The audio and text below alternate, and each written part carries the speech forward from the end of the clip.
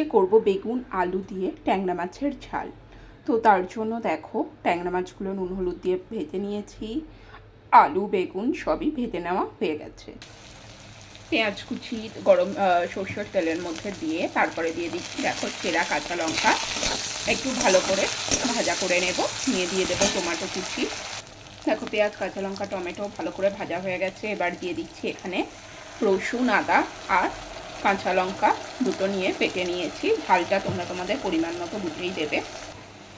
এবার কিছু শুকনো মশলা যেমন ধনে গুঁড়ো, জিরে গুঁড়ো, নুন, হলুদ, লঙ্কার গুঁড়ো দিয়ে বেশ ভালো করে মিশিয়ে নেব, যেন মশলা থেকে কোনো কাঁচা গন্ধ না বেরোয়। এবার মশলা কষানোর পর দিয়ে দিলাম ভাজা আলুটা।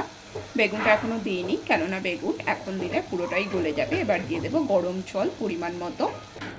দেখো ঝোল ফুটে গেছে আর আলু অলমোস্ট সিদ্ধ হয়ে গেছে। তো এবার দিয়ে দিয়েছি বেগুন আর মাছগুলো একসাথেই, দিয়ে বেশ ভালো করে ফুটিয়ে নিয়ে ধনে পাতা কুচি দিয়ে রেডি আমাদের ট্যাংরা মাছের ঝাল বা ঝোল, ছাই বলে না কেন।